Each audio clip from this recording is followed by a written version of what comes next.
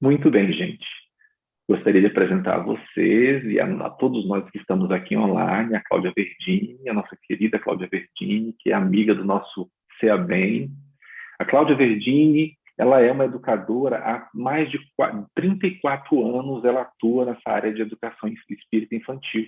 Inclusive, ela faz parte da área da infância do Conselho Espírita Internacional. Ela tem uma enorme experiência nessa área de evangelização e hoje ela vai compartilhar conosco esses seus conhecimentos. Seja bem-vinda, Cláudia, a palavra está com você. Obrigada, Antônio. Obrigada a todos. Obrigada pelo convite. Para mim, é sempre uma grande alegria estar com vocês, já que agora não é possível, né, pessoalmente, mas pelo menos virtualmente a gente pode estar, né, um pouquinho mais juntos, né, sentir um abraço virtual que seja, mas vocês estão todos em meu coração. Eu tenho um carinho muito, muito especial pela equipe CEA Bem. Inclusive, eu estive aí antes de iniciar a evangelização, né? E com muita alegria eu vejo o trabalho dando frutos, né? Esse trabalho que eu preparei para vocês hoje, ele não vai ser uma conferência, eu não vejo como uma conferência, eu acho que é um bate-papo, né? É uma conversa entre nós, de maneira muito informal.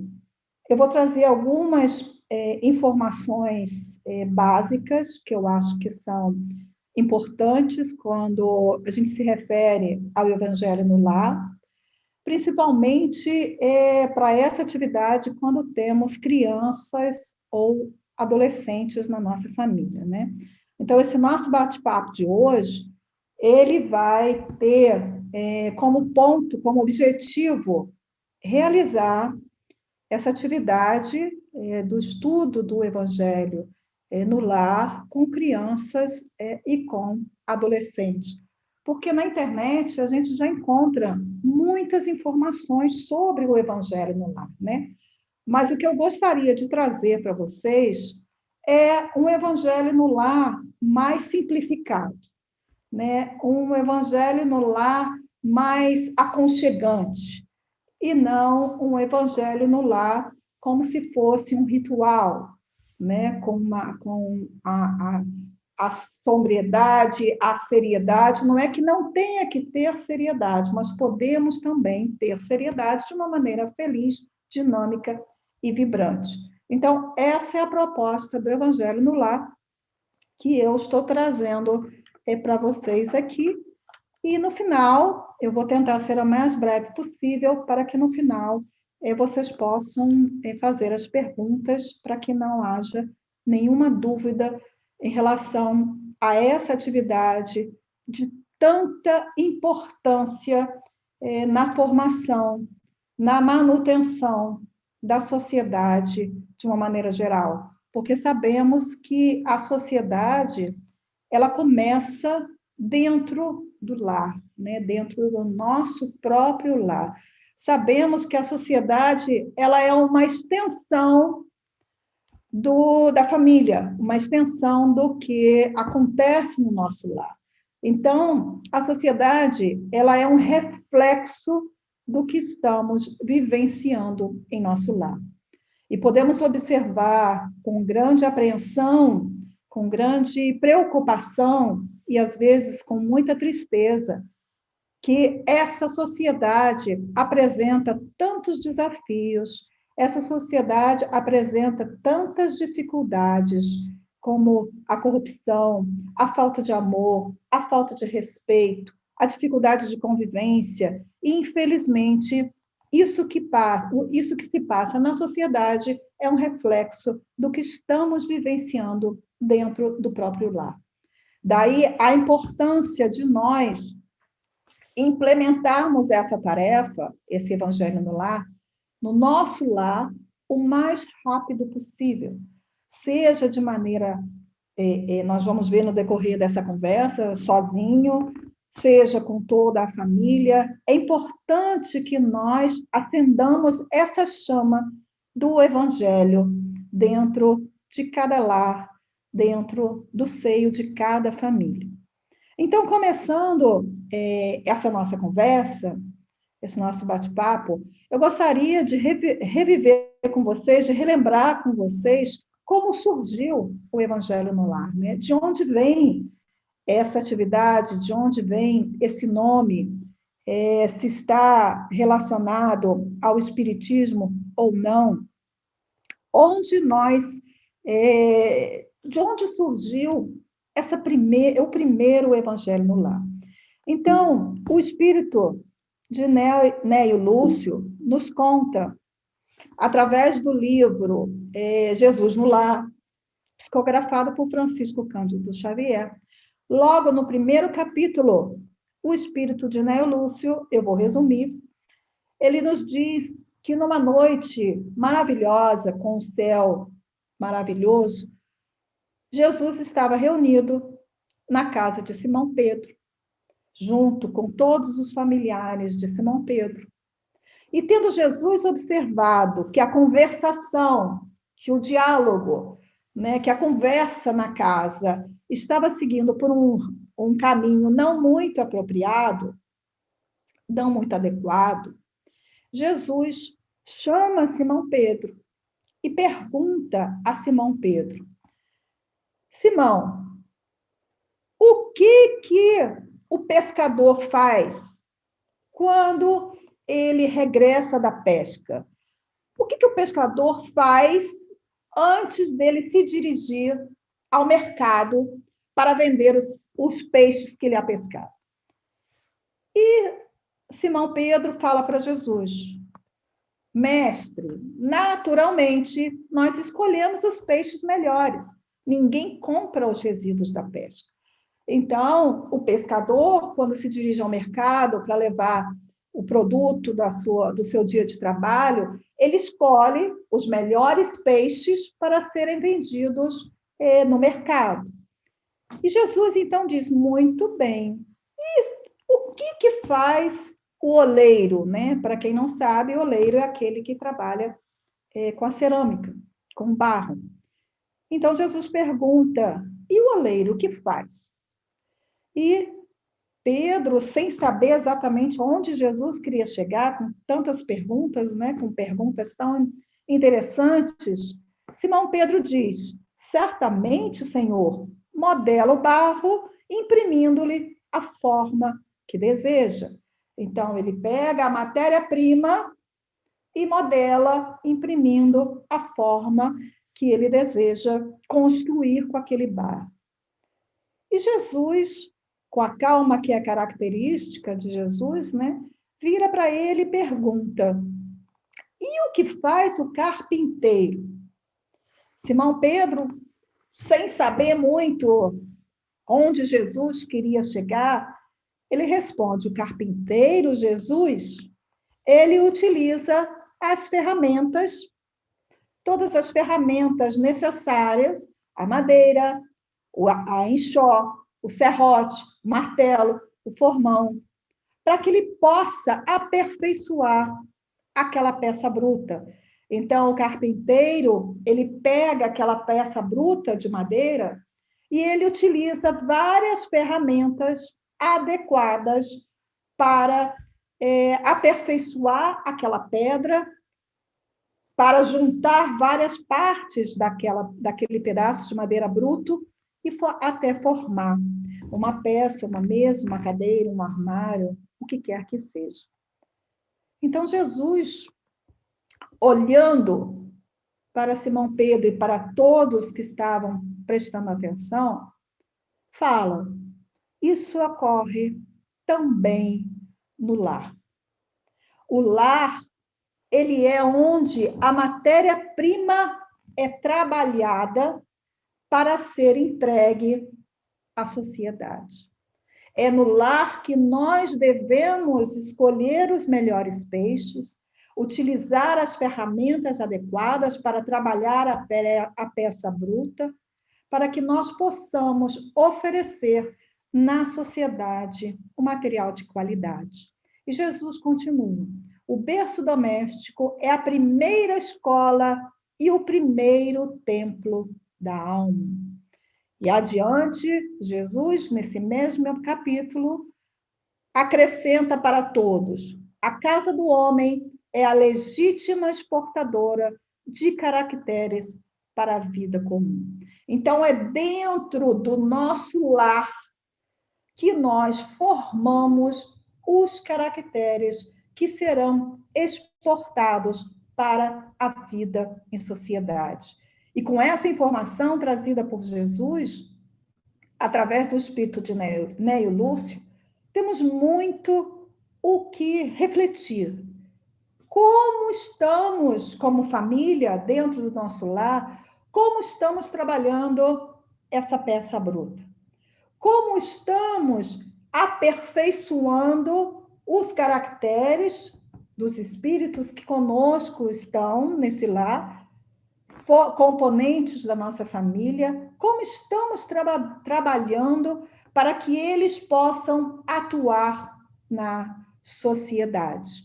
E mais adiante, nesse mesmo capítulo, Jesus fala: Pedro, acendamos aqui, em torno de quantos nos procuram assistência fraterna, uma claridade nova. Veja que bonito, né? A mesa da tua casa é o lar do teu pão. Nela recebes do Senhor o alimento para cada dia. Por que não instalar ao redor dela a sementeira da felicidade e da paz na conservação e no pensamento?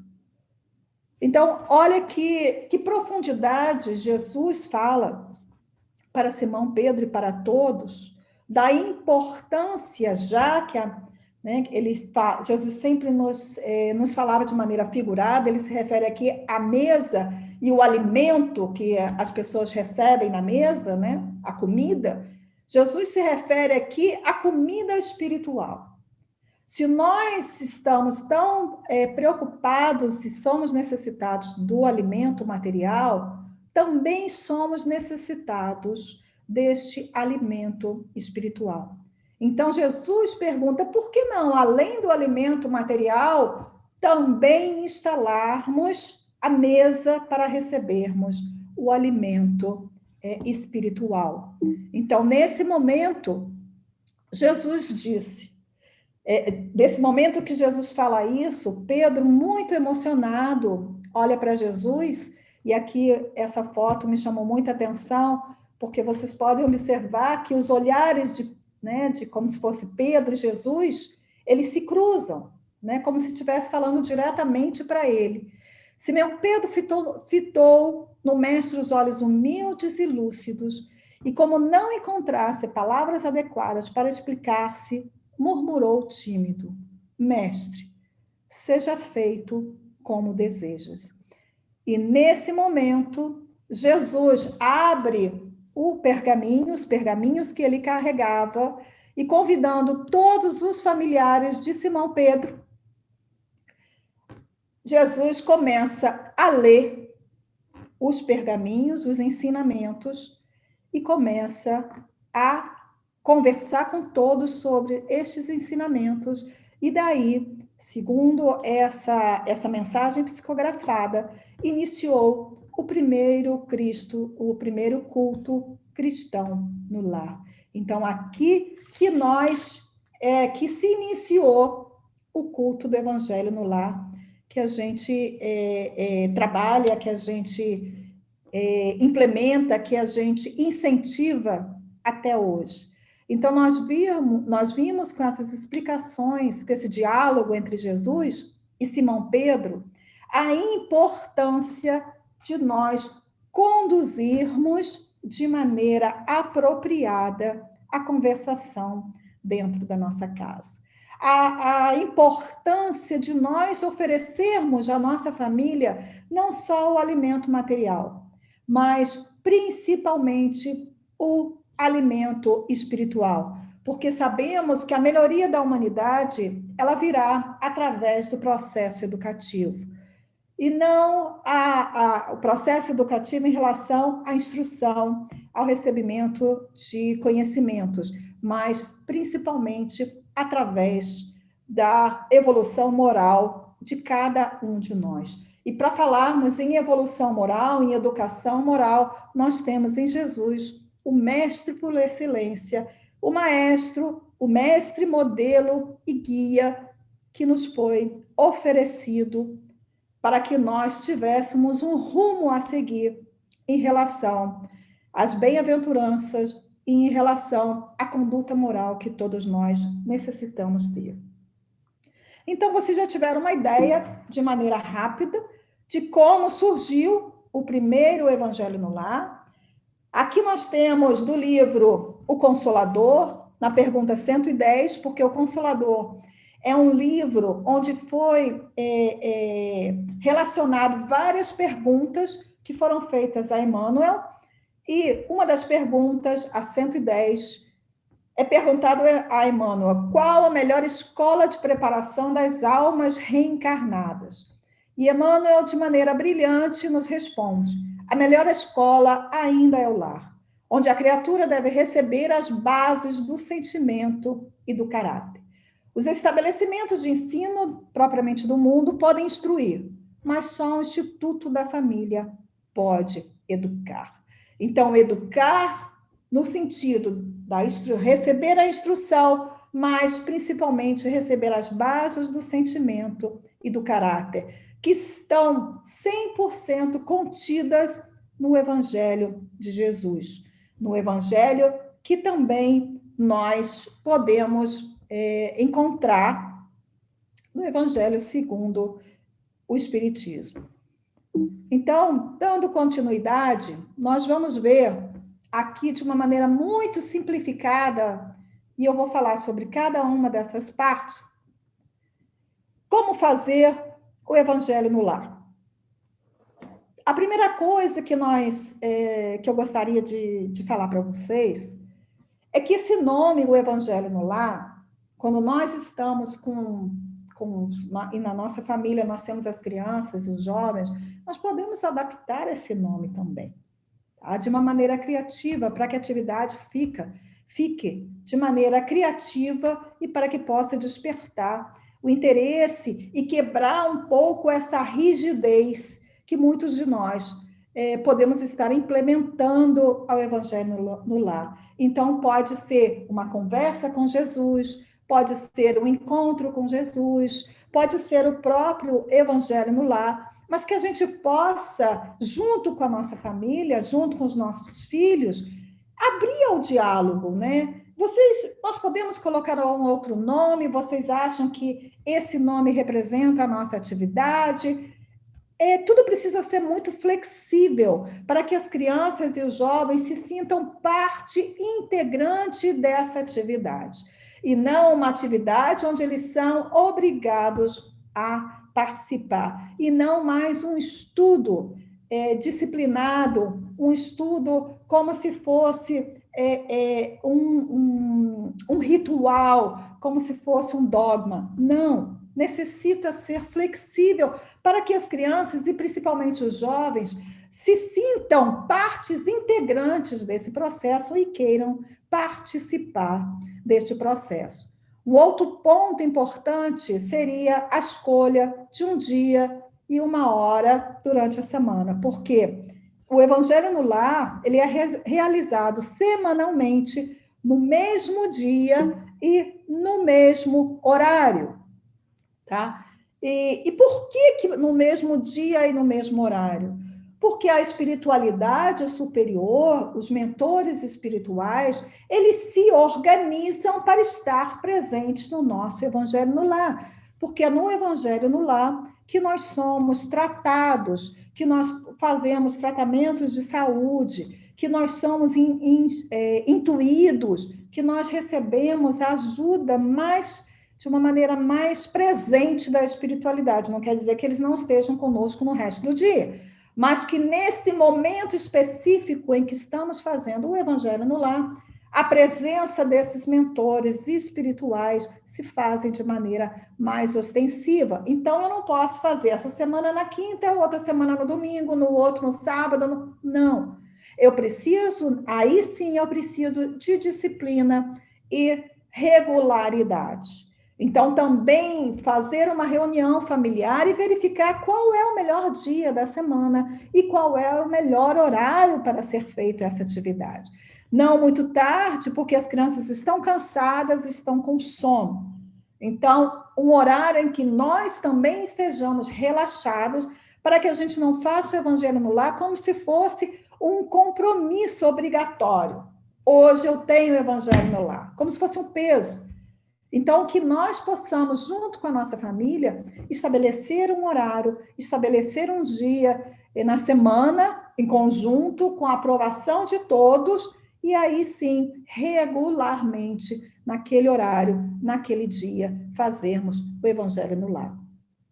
O Evangelho no lar, ele não pode passar mais de 45 minutos. Se temos crianças e as crianças são pequenas, 30 minutos, porque as crianças cansam muito rápido, elas têm dificuldade em estar sentadas, de estarem prestando atenção durante muito tempo, principalmente se a atividade não é prazerosa.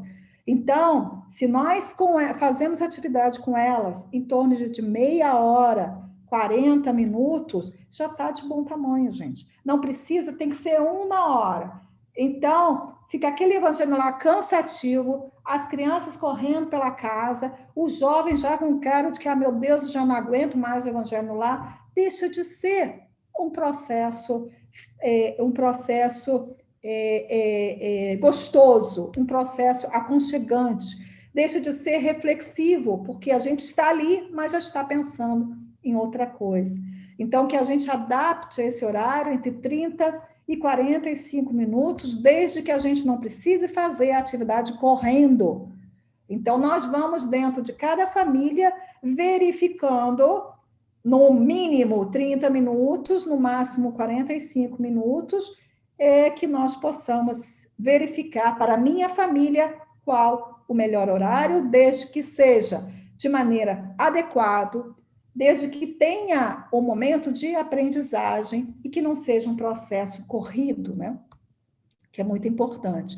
Porque, como eu disse, durante o Evangelho no Lar que os mentores espirituais estão de uma maneira mais ostensiva na nossa casa, intuindo as leituras, dando o passe magnético em todos nós, em todos os familiares, fazendo o tratamento espiritual necessário em cada um de nós, fazendo o tratamento nos espíritos desencarnados que possam estar no nosso lar e que necessitam de ajuda. Então, é um momento muito importante na vida familiar e, por isso, necessita ter um dia específico e um horário específico. Dando continuidade, como aqui mesmo podemos ver, nós colocamos um copo d'água para cada um, na minha casa, de maneira específica, desde quando meus filhos eram pequenos, a gente colocava uma jarra ou uma garrafa e depois todos nós bebíamos daquela água, trazíamos, né, o evangelho, colocávamos em cima da mesa, ou às vezes nos reuníamos sentados no sofá e não somente sentado numa mesa, porque, como eu disse no início, é muito importante a gente não criar um ritual com isso. Teria que ser todo sentado em volta da mesa. Não, o mais importante não é o espaço físico.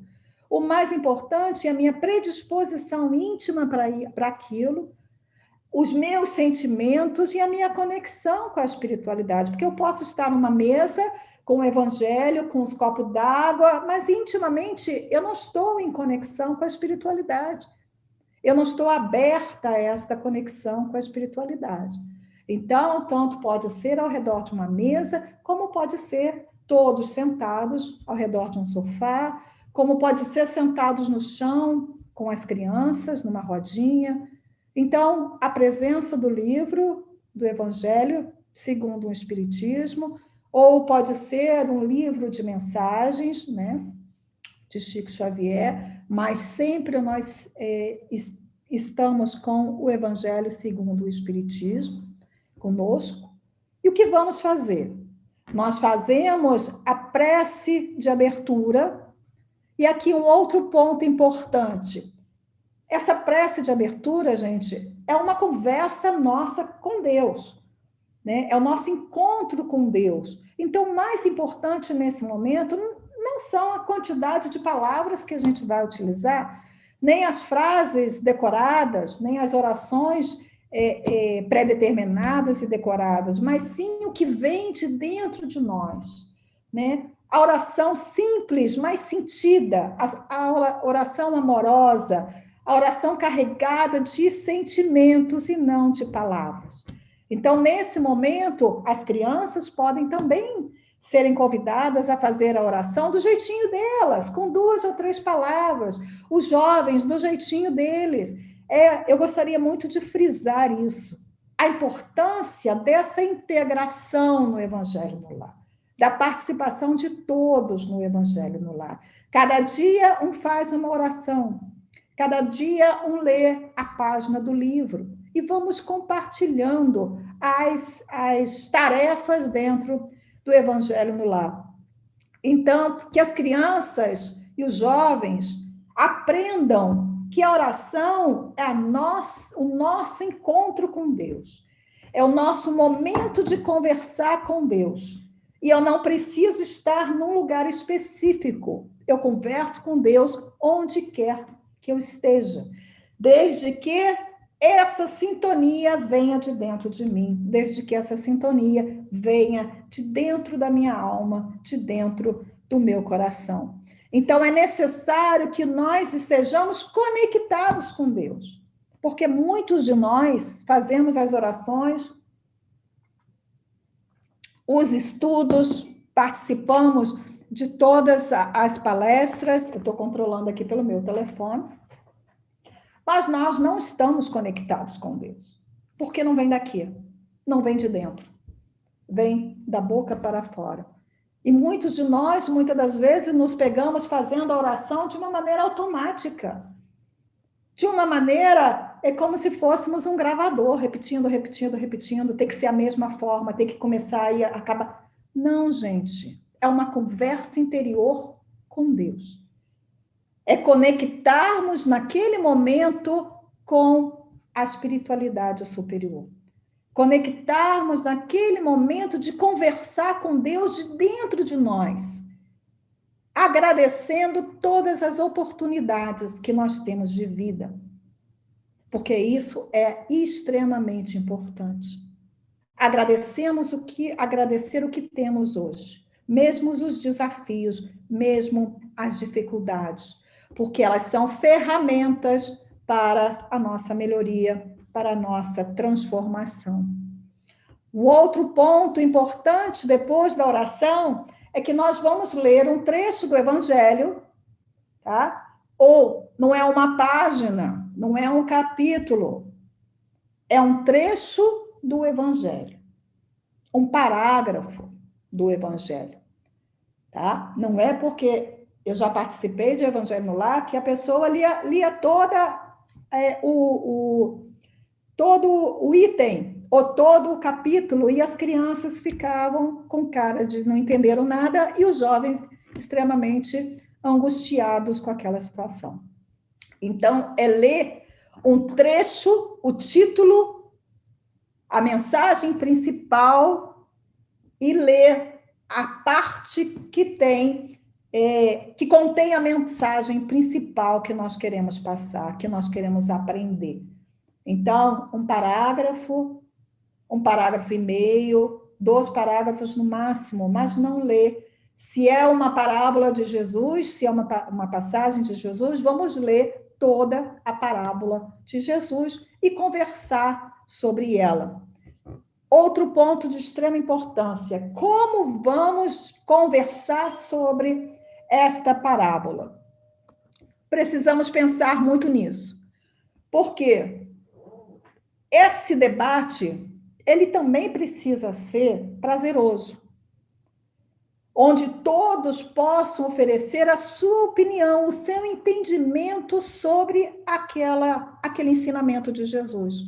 E aí, nós temos que estar muito atentos, porque não é impor a nossa maneira de pensar, não é impor a nossa opinião, mas respeitar a opinião de cada um.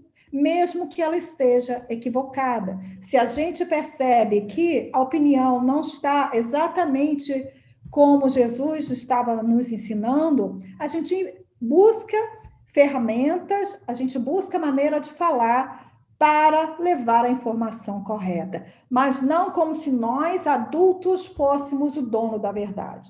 Como se tudo que a gente fala, o nosso entendimento do Evangelho, fosse o único entendimento aceitável. Vou contar para vocês de uma maneira muito pessoal. Para quem me conhece, eu tenho 4 filhos que hoje já são adultos, a mais nova tem 25 anos e a mais velha tem 32 anos.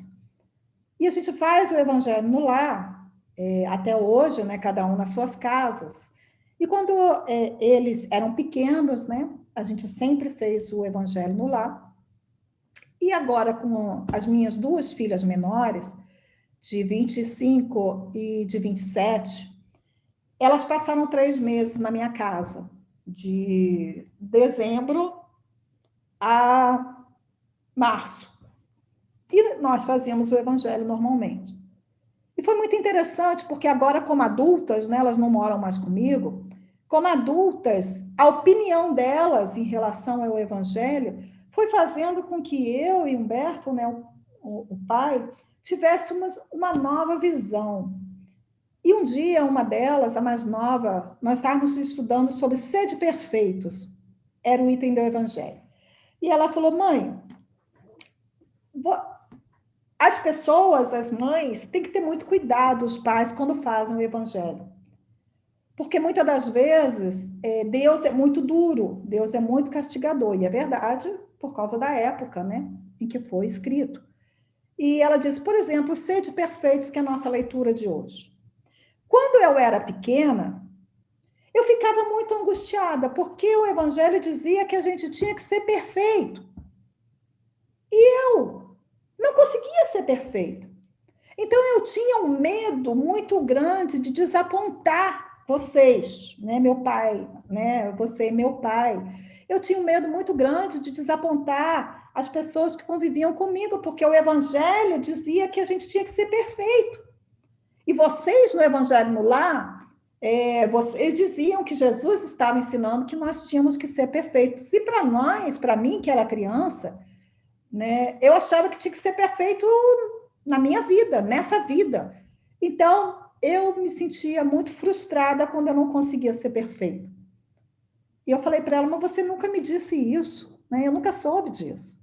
E ela falou, porque eu nunca quis desapontar você com essa informação. Imagine, ela 25 anos que ela foi me contar isso. E eu parei para pensar, e é verdade.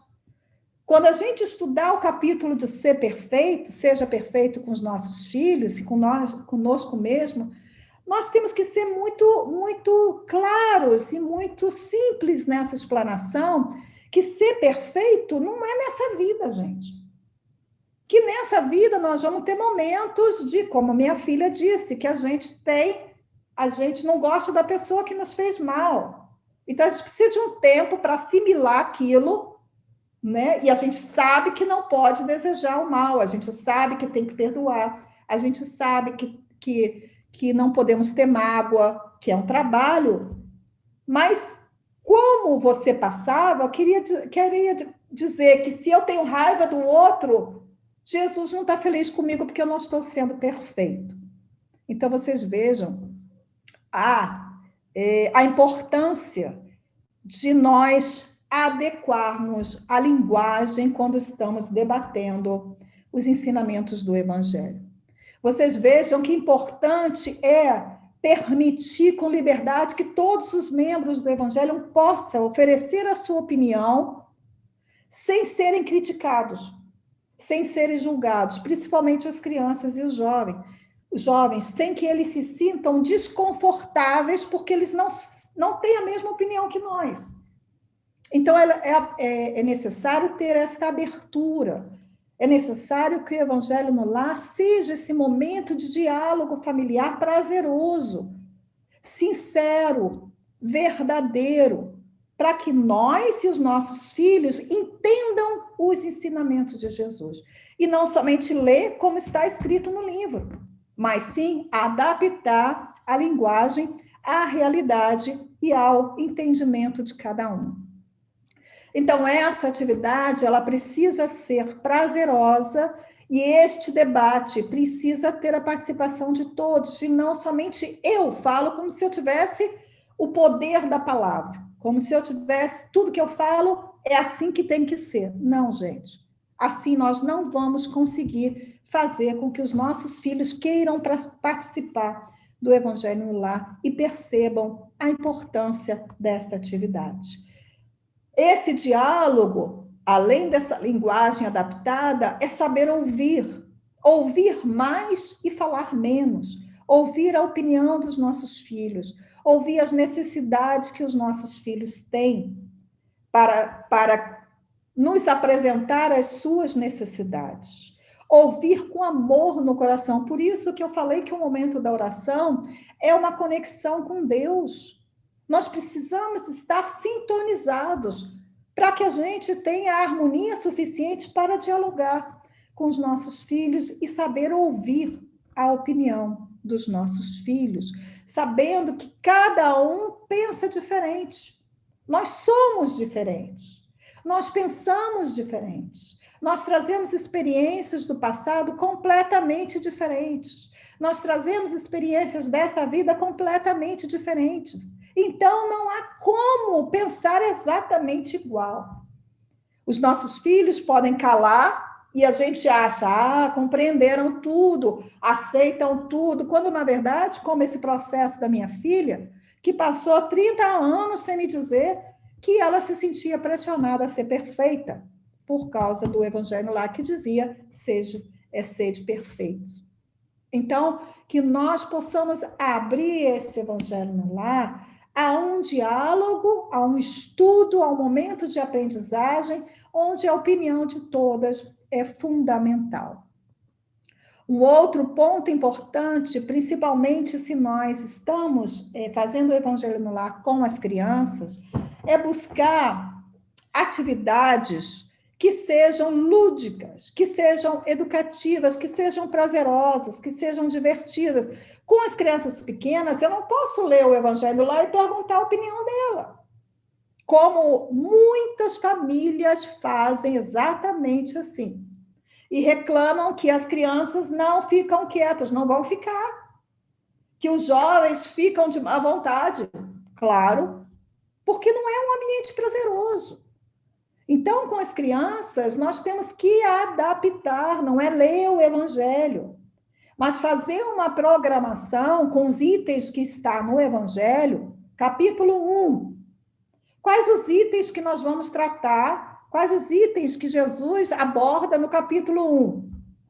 Vamos dizer, por exemplo, amor ao próximo, caridade. Então, eu vou fazer uma relação dos itens que são abordados no capítulo 1 do Evangelho segundo o Espiritismo e vou buscar, hoje nós temos a bênção da internet, né, e dos livros, e vou buscar histórias, vídeos que sejam de acordo com aquele tópico que Jesus queria dizer no Evangelho no Lar.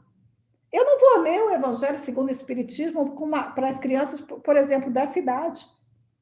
Ou até de mais de 7, de 8, de 9, não entende a linguagem do Evangelho segundo o Espiritismo. Eu tenho que adaptar, gente.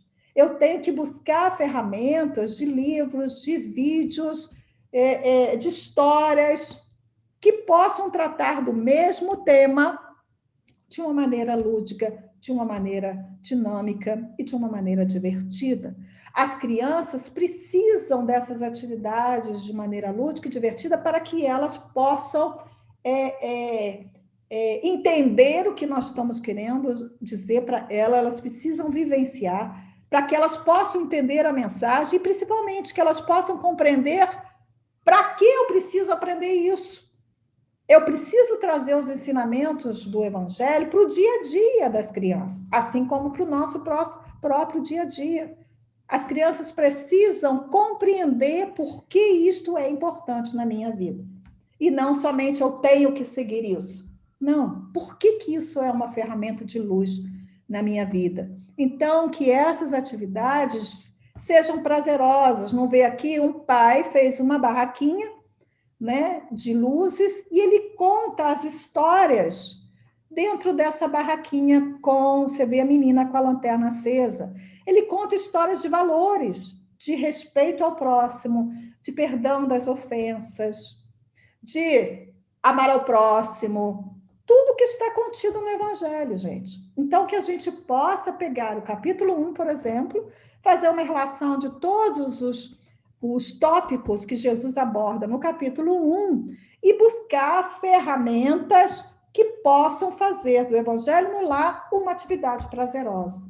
Se eu tenho jovens, né, se são os mais jovens, que eu possa dividir a responsabilidade, que meu filho jovem, hoje, por exemplo, ao próximo Evangelho no Lar, o tema é este. Ele vai procurar um vídeo, ele vai procurar um recorte de jornal, ele vai procurar uma situação do dia a dia para que ele traga para o Evangelho no Lar que seja de acordo com aquele tema.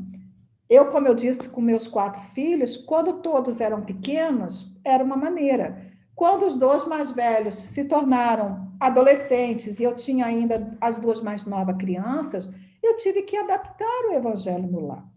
E foi uma conversa que eu tive intimamente com a espiritualidade, porque eu não sabia como adaptar. E os adolescentes, quando se falava, hoje é dia do Evangelho no lar, não. Hoje tem Evangelho no lar? Tem. Então, eu comecei a ver que o Evangelho no lar para eles era um suplício.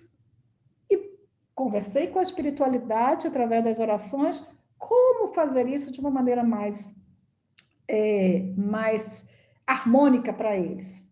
E eu comecei a dividir com eles. O próximo Evangelho é você que vai trazer, é sobre isso, e você que vai trazer o material. E eles traziam um recorte de jornal sobre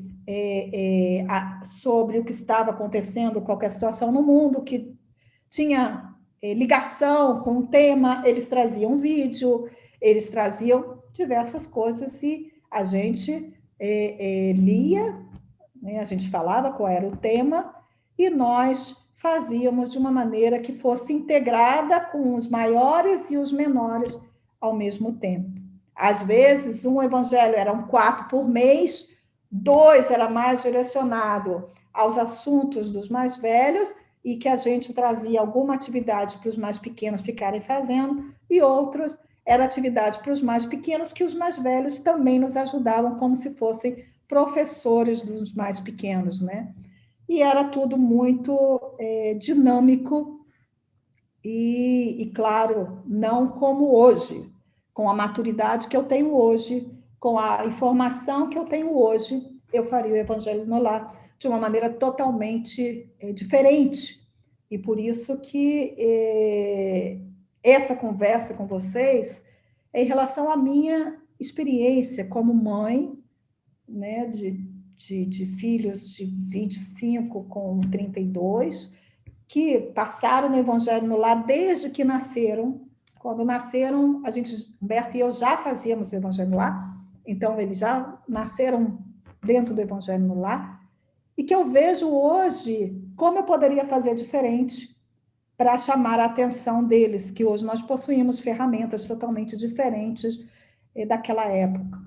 Então, gente, eu separei aqui 2 modelos, mais ou menos, que eu gostaria de mostrar a vocês em relação a essa atividade com as crianças, mas eu gostaria de, para encerrar essa minha fala, né, que nós tivéssemos uma consciência muito grande da nossa responsabilidade, porque cada lar que faz o Evangelho no Lar, ele se transforma num ponto de luz. Às vezes, uma luzinha de vela. E com o tempo, com a persistência e a frequência, essa luzinha da chama da vela vai aumentando, vai aumentando, vai aumentando, até se transformar num grande farol. E a luz da minha casa, a luz da casa do outro, com a luz com a casa do outro, vai fornecendo à espiritualidade superior vários pontos de luz que a espiritualidade superior vai utilizando todos esses pontos de luz para amenizar o sofrimento da humanidade, para orientar os governantes dos países para essa necessidade da reforma moral, para essa necessidade de aprendermos de uma vez por todas que fazemos parte de uma mesma família. Seja onde eu vivo, seja onde vocês vivem, todos nós fazemos partes da família universal. E é necessário cumprirmos com a responsabilidade que cabe a cada um de nós, que é acender essa chama dentro do nosso lar, para que pouco a pouco nós possamos iluminar a humanidade como um todo. Aqui, de uma maneira muito satírica, né? Que as pessoas que falam, mas eu preciso fazer o evangelho lá sozinho. Sozinho nós nunca vamos estar, porque existe a presença da espiritualidade. E também, de uma maneira divertida, o que ocorre, né, na nossa casa com a frequência do Evangelho no Lar, que o Espírito cheguei para perturbar a casa do Zé, não vai dar mais. Mas por quê? Ele começou a fazer o Evangelho no Lar. Então, que todos nós, gente, possamos, mais uma vez, estamos sendo chamados, mais uma vez Jesus bate a nossa porta, que nós possamos abri-la e que possamos implementar essa chama na nossa casa.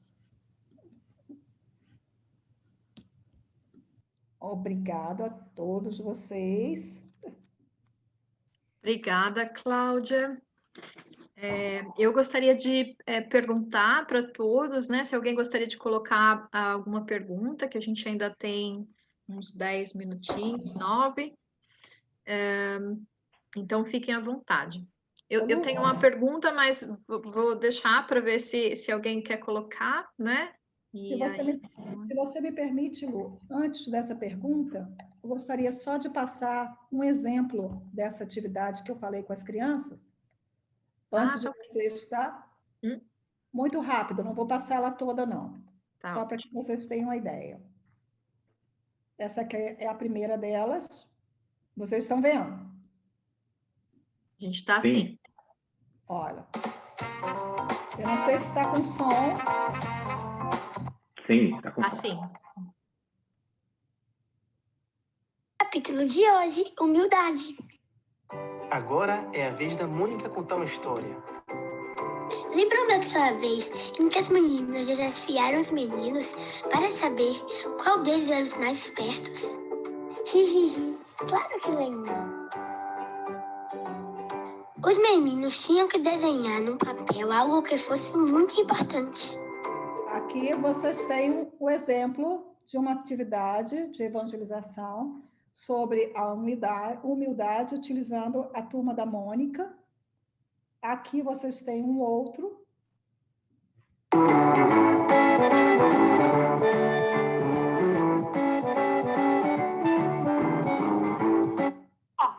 estava pensando aqui. É um desenho, né? Um teatro. Nossa, vovó, eu estava pensando aqui. Lá no centro, as pessoas trabalham muito, sabia? Elas até dormem. Não, minha filha, onde já se viu falar que trabalhador de centro espírita dorme? Dorme sim, todas ficam fechando os olhos. Não, minha filha, aquilo que você viu é uma prece. O que é prece, vovó? Aqui é um outro exemplo. E aqui mais um. Olá, amiguinhos! Eu sou o Evangelinho. Hoje vamos assistir uma história do meu capítulo 17, Sede Perfeitos. Então vamos lá? A história já vai começar. Contem comigo. 1, 2, 3. A Turma do Evangelinho.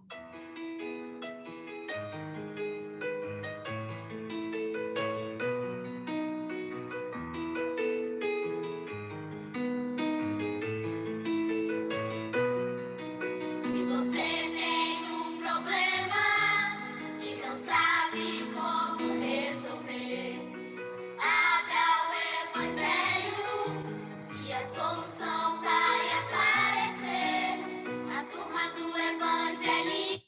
Então, ela Vou para a conta... próxima pergunta.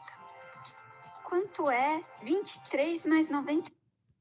Então, gente, material tem muito e que vai facilitar, vai fazer esse Evangelho no Lar ser mais dinâmico e interessante, principalmente quando temos crianças e jovens, não? Então, Lu, estou aberta às perguntas. Então, tá. Então, alguém gostaria de fazer alguma pergunta? Fica à vontade, se quiser abrir a câmera ou...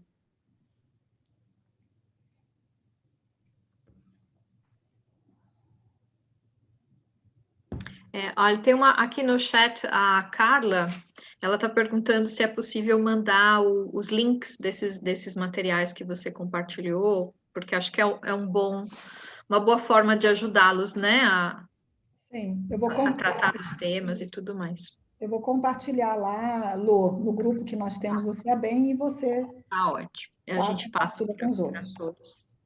Tá ótimo. Eu tenho uma pergunta, Cláudia, Luana. Vou abrir aqui a câmera. Eu não tenho filhinhos, né? Mas tenho sobrinhos e faço a evangelização com as crianças, né? Educação espírita infantil.